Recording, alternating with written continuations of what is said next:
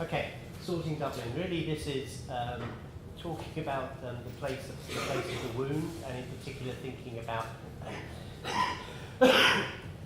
Mindy's work, Mindy Fullilove's work, and the argument that some of the wounds of the city come about as a result of forms of stratification within urban space which remove the possibility of integrated communities, complex integrated communities addressing social problems. So that stratification, that sorting out, that hollowing out of the possibility of complex interconnections is a wound to the city, and one that makes the city unable to face up to many other problems that happen. So in Urban Alchemy, Mindy Fullilove has 9 suggestions for how to move beyond these conditions and create more joyful cities. And the one that I want to just use as a point of departure today is the idea of keep the whole city in mind, keep the whole city in view. Try and not see the wounds of the city as being localized injuries, but to see them as symptomatic of they're more like a syndrome of a whole body than an isolated puncture. And if we bear that in mind, then there are a number of things that we might reflect upon in the context of Dublin and in the context of the way Dublin as a city has been sorted. And I just want to identify 4 periods or 4 moments with which to think about this. The first is the 1840s, the mid-19th century. This is Dublin. The solid lines are the wards of the city. The wiggly line through the middle is the River Liffey, and the curvy line along the bottom is the canal on the south side, and the bit of a curvy line at the top left there is the canal on the north side. So you'll see this shape within all the maps I'll be showing. Dublin within the canals is the old city, or that was taken to be the city, a bit like being born within the sound of bow bells. Dublin between the canals, and we have very few ways to explore the social geography of Dublin at this early date. But one of the systematic things that we do have is the 1841 census. And from the 1841 census, one indicator that suggests to me something of social class in the city is the ratio of servants to households. So I've stripped out from this data institutions with all their servants. So this is just the geography of households in Dublin. And we can see that the range of there are some parts of the city where most households have a servant, but many parts of the city where no households have a servant, and some parts of the city where servants are very thin on the ground indeed. And the is this a pointer? Yeah. Okay. There are 2 areas that I want to just focus on.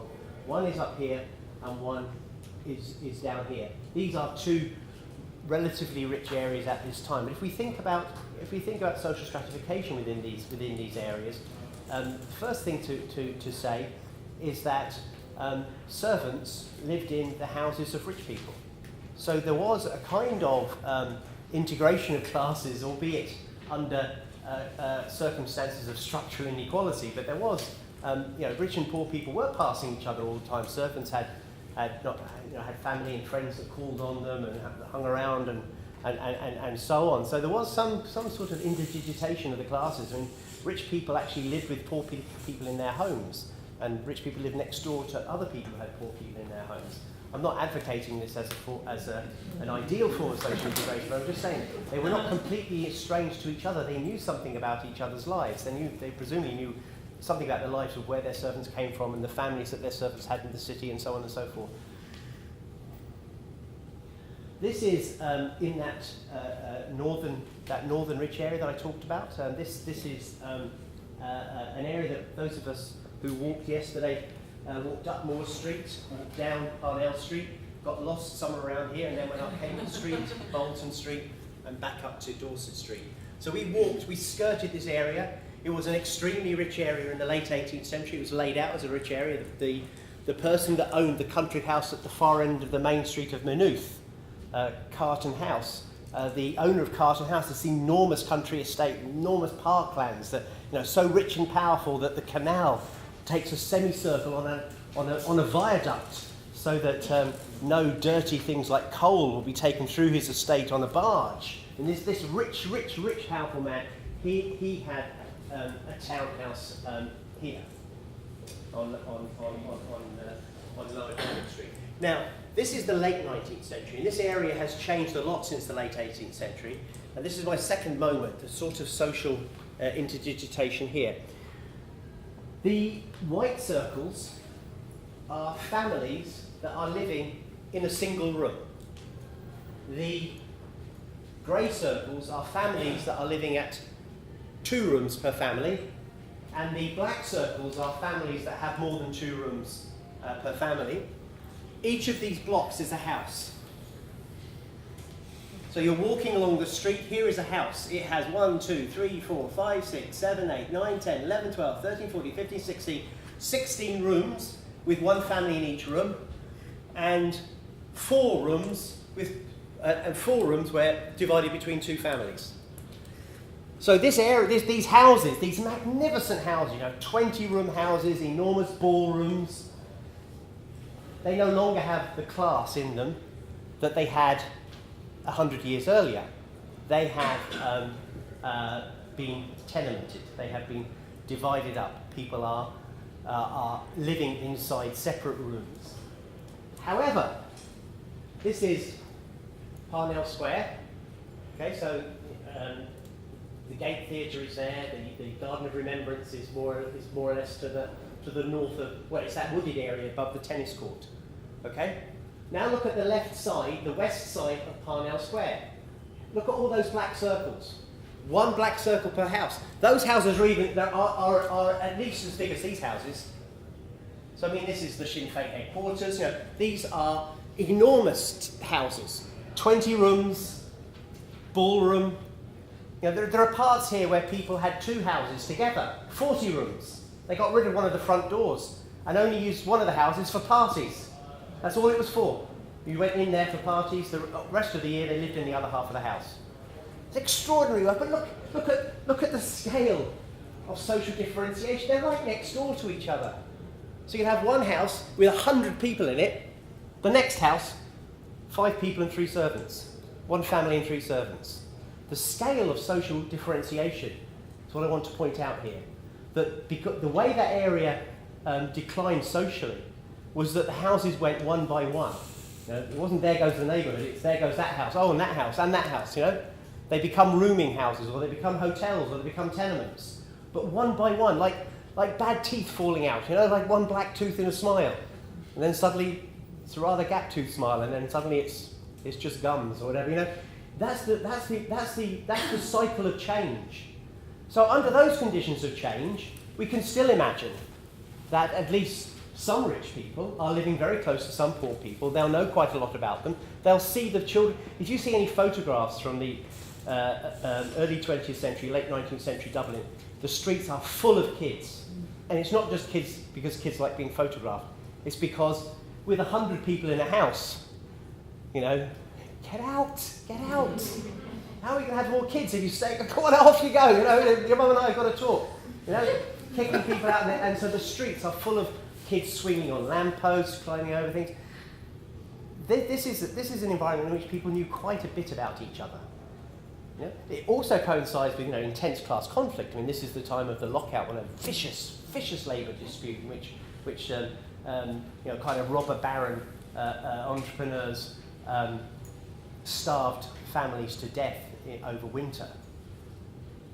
But at least in some parts of the city, the scale of social differentiation, the scale of stratification is so small, is so that the grain is so fine that these people must have been able to talk to each other. They must have been able to converse. They must have been able to share the sidewalk. They must have been able to negotiate the steps.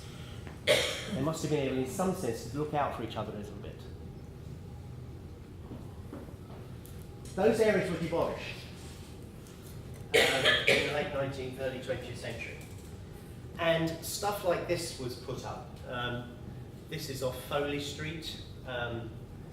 Some of the later corporation housing in the areas was fine, was better quality, but this is the sort of flats that replaced those tenements. It's quite clear that for the families living in one room, this was a major improvement. But this is a one-class estate. You're not going to have the guy who owns Carlton House having his Dublin flat in one of these. He's not going to say, "Oh, I'm going into town for a dinner at the Royal Automobile Association. I'll just stay in my flat." This is one-class neighbours. The advantage of this is that it's very close to downtown, so the working-class people still have access to the city. But what's going to happen later, and that's what I'm going to talk about next, is that this kind of arrangement, the warehousing of a single class in a single space, that not only are working class people being told that they have to accept more or less two-room living, very different living than rich people have, but they're being told they can't do it in town either. So this is a period when the city centre still retains a very large a number of working class people because there are these corporation houses being built. But the everyday interactions around these houses, around these stairwells, will not give rise to the sort of knowing about each other that would have been happening in the 19th century, and even under the appalling tenement conditions of the late 19th century. So, why were they called corporation? Corporation, because they're owned by the Dublin Corporation. The corporation of the city so owned them and built them, yeah. Social. Now they don't say that, they'll say social housing. But where it says social, you can replace it with corporation. Thank you. Okay. The same thing. Thank you.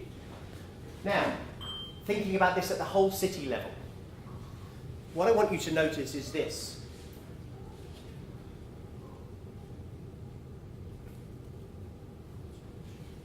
And this. The boundary of Dublin City. So there's the canals, all right? So there's the old city, right? The boundary, that is that black line. So it's moved north a very long way. It's not moved south very far. And there's not much. This is the distribution of social housing, corporation housing. Virtually very little of it here. And this boundary was held onto, and the city was not allowed to grow this way because these communities here said, if we are forced to join Dublin City, then the character of our neighbourhoods will be changed. This is the whole city perspective. They saw it in the context of the whole city. They did not want the people from those corporation flats moving down into their areas. So they held the line on how far the city could grow. So you have this lopsided city which grows to the north and does not grow to the south. You have a separate Dunleary and Rathmines, you have a separate unit, which the census very sensibly just chucks into Dublin, and of course it does. But administratively it's not, which means that people who are removed from houses in the centre of the city of Dublin for some clearances can't be rehoused on land there because it's a different authority.